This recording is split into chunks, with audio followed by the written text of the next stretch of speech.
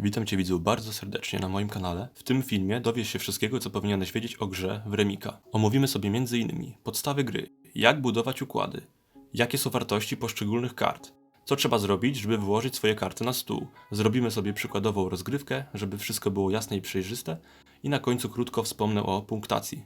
Życzę miłego seansu. Zacznijmy od początku. W Remika można grać na jedną talię, na dwie talie lub nawet na 3 talie, w zależności od liczby graczy. Jeżeli gracie w 2 osoby, polecam grać na jedną talię. W przypadku 3 lub 4 osób na 2 talie, a w przypadku większej liczby osób nawet na 3 talie. Na jedną talię kart powinien przypadać średnio 1 joker. Ale oczywiście można grać również bez jokerów. W tym filmie zagramy sobie na 3 osoby, 2 talie i 2 jokery. Rozdający zaczyna rozdawać od siebie i rozdaje sobie 14 kart. Pozostali gracze otrzymują 13 kart. Gracz, który posiada 14 kart, zaczyna rozgrywkę. W Remiku z kart, które posiadasz na ręce, tworzysz układy, które później będziesz mógł wyłożyć na stół. Dlatego też posegreguj sobie karty na przykład wartościami lub kolorami. Na przykład 9 koło 9, król koło króla, trójka koło trójki, a jeżeli mowa o kolorach, to na przykład król pik obok damy pik, albo 8 karo obok 6 karo. Ważne, że jeżeli segregujemy karty kolorami, to żeby wartości tych kart były blisko siebie, ponieważ jest większe prawdopodobieństwo, że uda nam się stworzyć układ. Więcej o układach powiemy sobie za chwilę. Czerwony ma 14 kart i jedną kartę musi wyrzucić na środek stołu. Najlepiej jeżeli jest to karta, która najbardziej nie pasuje do pozostałych. Czerwony uznał, że będzie to dwójka pik. Następny gracz musi ciągnąć kartę ze stosu zakrytego i również wyrzucić jedną kartę z ręki do stosu odkrytego. Może być to ta sama karta. Niebieski wyciągnął dwójkę kier, teraz ma w ręce 2 dwójki i postanowił wyrzucić trójkę pik, która mu do niczego nie pasuje. W niektórych przypadkach można ciągnąć kartę ze stosu odkrytego, którą wyrzucił poprzedni gracz, ale o tym powiemy sobie później. Gracz żółty posiada jokera. Joker może zastępować dowolną kartę. Żółty wyciągnął asa pik i postanowił wyrzucić dwójkę pik, którą uznał za najbardziej niepotrzebną kartę. W pewnym momencie gracze zbudują na tyle silne układy, że będą mogli wyłożyć je na stół. Więcej w tym temacie powiem w dalszej części filmu. Gracz, który wyłożył swoje układy na stół, może dokładać swoje karty z ręki do układów innych graczy, którzy już się wyłożyli. Wygrywa osoba, która pierwsza pozbędzie się wszystkich kart z ręki. O punktacji powiemy sobie na końcu.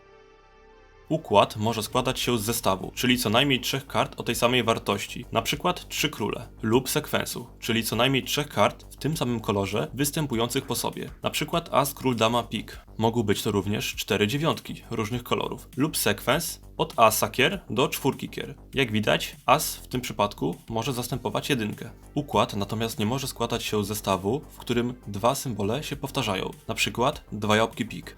Lub sekwensu, w którym symbole różnią się od siebie.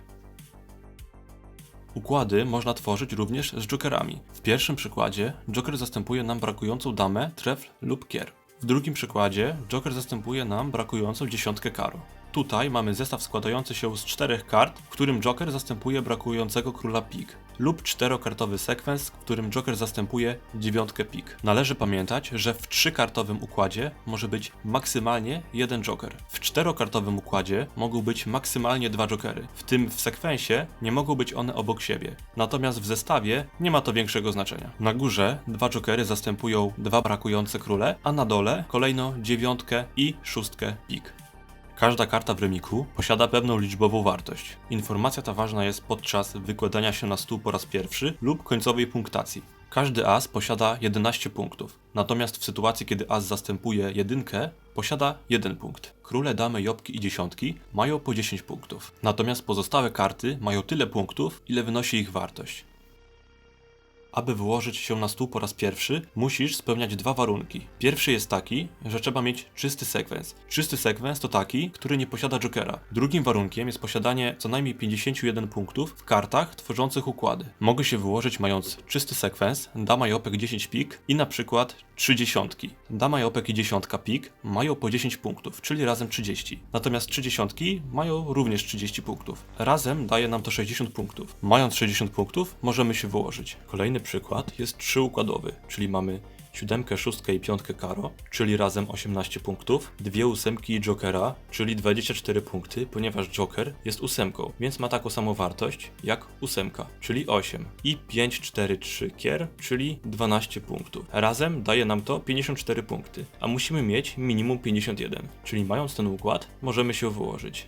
Jest tylko jedna sytuacja, w której gracz, który jeszcze nie wyłożył się na stół, może pociągnąć kartę ze stosu odkrytego. Może to zrobić wtedy, kiedy ta karta zagwarantuje mu zwycięstwo w całej grze. Pociągnąłem ósemkę karo, którą wyrzucił żółty. Ósemka karo przyda mi się do mojego sekwensu. Teraz będę miał wystarczającą ilość punktów, żeby się wyłożyć. Mam czysty sekwens składający się z ósemki, siódemki, szóstki i piątki karo, czyli razem 26 punktów. Dalej mam asa, dwójkę, trójkę i czwórkę kier, czyli 10 punktów. I zestaw składający się z 3 szóstek, co daje mi 18 punktów. Razem mam 54 punkty, czyli mogę się wyłożyć. Pozostałe karty w ręce to dziewiątka tref, dziewiątka karo i siódemka tref. Dwie dziewiątki mogę dopasować do układu moich przeciwników, ponieważ już się wyłożyłem, a siódemkę tref odkładam na środek stołu i wygrywam.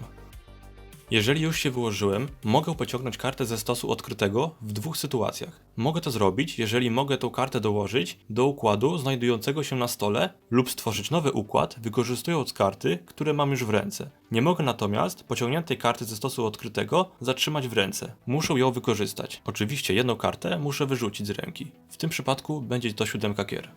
Teraz zobaczmy, jak sprawa wygląda z jokerami. Gracz żółty wyłożył dwie dziewiątki i jokera. Joker zastępuje brakującą dziewiątkę karo lub dziewiątkę pik.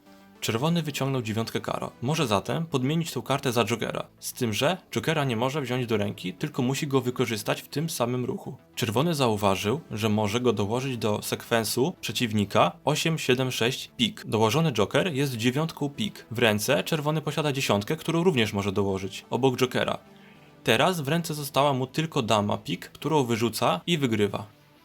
Czerwony ma 14 kart i zaczyna grę. Musi wyrzucić jedną kartę. Piątka karo się powtarza, więc jedną z nich wyrzuci. Karty, które się powtarzają, zazwyczaj są słabe, więc lepiej się ich pozbyć. Niebieski wyciągnął dziesiątkę kier. Dziesiątka ta pasuje do dziewiątki kier. Wyrzucił jobka karo, ponieważ się powtarza. Żółty wyciągnął damę trefl. Wysokie karty są lepsze, kiedy się jeszcze nie wyłożyliśmy, ponieważ mają wysoką wartość. Dama ma wartość 10. Łatwiej nam będzie wyłożyć się, wykorzystując wysokie karty, ponieważ mają więcej punktów. Dlatego damę trefl sobie zostawimy, a wyrzucimy dwójkę karo, ponieważ jest niska i się powtarza. Czerwony pociągnął dwójkę kier. Dwójka kier pasuje do trójki kier, więc ją zostawimy. Ósemka tref natomiast nie pasuje do swoich karcianych przyjaciół, dlatego ją wyrzucę. Niebieski wyciągnął jopka kier. Jopek kier daje mu sekwens, czyli jopek, dziesiątka i dziewiątka kier. Wyrzucił natomiast króla trefl, który mu do niczego nie jest potrzebny. Żółty wyciągnął damę kier. Dama kier pasuje do damy trefl i tworzy z nią parę i do króla kier. Dlatego dama kier jest dobrą kartą. Wyrzucę zatem dziewiątkę trefl, którą uważam za najgorszą kartę. Oczywiście w prawdziwej grze nie widzimy kart swoich przeciwników, które mają w ręce, dlatego nie sugeruję się kartami przeciwników. Czerwonemu szóstka trefl nie jest do niczego potrzebna. Niebieskiemu trójka trefl też nie jest potrzebna, ponieważ się powtarza. Niestety żółty też wyciągnął kartę, która się powtarza i postanowił ją wyrzucić. Złej pasy ciąg dalszy. Czerwony wyciągnął siódemkę karo, która się powtarza. Niebieski również wyciągnął damę karo, która się powtarza i od razu ją wyrzucił. Król karo daje żółtemu parę króli. Postanowił wyrzucić najniższą kartę w ręce, czyli dwójkę karo. As trefl daje nam parę asów, więc go zostawimy. Z czasem coraz ciężej będzie wyrzucić jakąś kartę, ponieważ coraz mniej kart będzie niepotrzebnych, ale i tak będziemy musieli jakąś wyrzucić. Tutaj zdecydowałem się wyrzucić siódemkę karo. Niebieski znowu ma pecha, bo wyciągnął dziewiątkę pik, która się powtarza. Żółty wyciągnął króla pik i powstał mu układ złożony z 3 króli. Ma ponadto jeszcze 2 pozostałe układy. Pierwszym warunkiem, żeby się wyłożyć, jest czysty sekwens, który nie zawiera jokera. Tym sekwensem jest siódemka, szóstka i piątka pik. Drugi warunek to co najmniej 51 punktów. Zobaczmy, ile punktów ma żółty. Siódemka, szóstka i piątka pik to razem 18 punktów. 3 ósemki to 24 punkty. 3 króle to 30 punktów. Razem daje nam to aż 72 punkty, czyli spokojnie powyżej 51. Oczywiście należy pamiętać, żeby wyrzucić jedną kartę z ręki na środek stołu. W tym przypadku będzie to czwórka karo. Czerwony wyciągnął dziesiątkę pik i zbudował nowy układ składający się z 3 dziesiątek. dziewiątek. Postanowił wyrzucić piątkę karo. Niebieski wyciągnął czwórkę pik. Jeżeli się wyłoży, to w przyszłości będzie mógł dołożyć tą czwórkę przeciwnikowi, więc postanawia zachować tą czwórkę i wyrzucić piątkę kier. Wyciągnięta siódemka kier daje żółtemu parę siódemek. Postanawia wyrzucić piątkę kier. Czerwony wziął trójkę pik i wyrzucił trójkę karo. Niebieski wyciągnął dziewiątkę tref, która pasuje do pozostałych dziewiątek. Postanowił wyrzucić asa pik. As może i ma dużą wartość, ale łysy as wiosny nie czyni. Król karo nie pasuje ani do ręki żółtego, ani do układów na stole, ponieważ w układzie znajduje się już jeden król karo, więc drugiego nie możemy tam dołożyć. Wyciągnięty as kier daje czerwonemu możliwość wyłożenia się. Mamy zatem 3 układy. Idźmy po kolei. As ma 11 punktów, więc 3 asy to 33 punkty. Dalej mamy czysty sekwens, czyli 4, 3 i 2 kier. Razem to jest 9 punktów. I na końcu mamy 3 dziesiątki, które mają 30 punktów. Jeżeli to sumujemy, powstanie nam 72 punkty. Oznacza to, że możemy się wyłożyć. Ponadto czwórkę pik i trójkę pik mogę dołożyć swojemu przeciwnikowi. Wyrzucam czwórkę trefl i zostaje mi w ręce 2 karty. Teraz jest dobry moment, żeby powiedzieć o jednej rzeczy. Jeżeli w następnej kolejce niebieski wyciągnie brakującą damę, czyli karo lub pik, to będzie miał 3 damy i powstanie mu układ składający się z 3 dam. Natomiast nie będzie mógł go wyłożyć i wygrać gry, ponieważ nie posiada karty, którą mógłby oddać na środek stołu. Można zatem wysunąć taki wniosek, że jeżeli zostały ci w ręce ostatnie 2 karty lub 1 karta, nie będziesz mógł już stworzyć żadnego układu z tych kart. W takiej sytuacji jedynym sposobem na wygranie jest dołożenie wyciągniętej karty do układu znajdującego się na stole.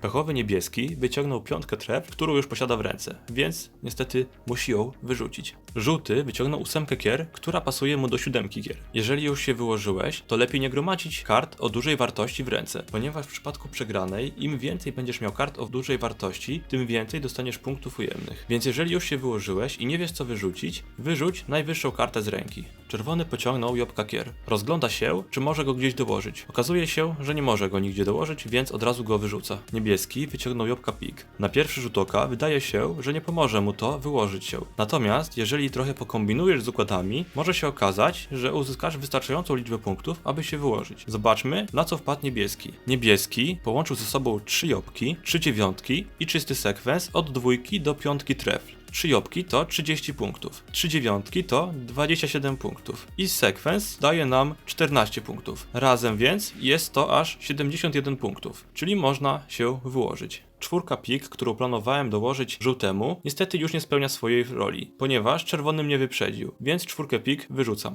Gracz żółty wyciągnął 8 karo, która daje mu parę ósemek i wyrzucił damę trefl, pozbywając się wysokiej wartości karty. Ten sam zabieg zastosował czerwony. Wyciągnął 6 karo, której nie może nigdzie dołożyć. Natomiast dam też nie może nigdzie dołożyć. Stwierdził więc, że wyrzuci kartę o większej wartości, czyli damę. Niebieski wyciągnął trójkę kier i wyrzucił 10 kier, ponieważ damy mogą jeszcze stworzyć mi układ, ponieważ mam w ręce 3 karty. Więc jeżeli niebieski wyciągnie brakującą damę, będzie mógł wygrać, wyrzucając do środka trójkę kier. Żółty wyciągnął 9 karo, którą może dołożyć swojemu przeciwnikowi. Teraz z ręki wyrzuca 8 karo i zostały mu już tylko 3 karty. Wyciągniętej 6 kier czerwony nie może nigdzie dołożyć, ale zostawia ją i wyrzuca damę kier, która ma wysoką wartość. Niebieski wyciągnął 9 kier, która do niczego mu się nie przyda i ją wyrzucił. Żółty zauważył, że może pociągnąć 9 kier, która da mu nowy układ, składający się z sekwensu i wyrzucić 7 trefl i wygrywa.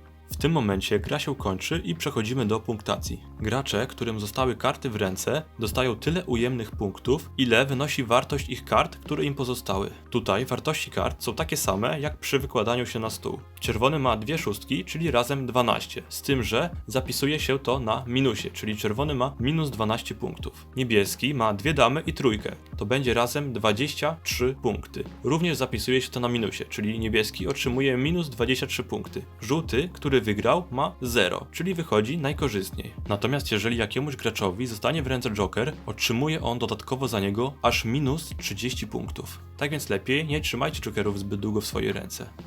Jeżeli chcesz zobaczyć więcej mojej twórczości, zasubskrybuj ten kanał, aby nie ominęły Cię nowe filmy. Zachęcam Cię również do oglądnięcia mojego filmu o planowaniu lub Makao, również bardzo fajnych gier. Do usłyszenia.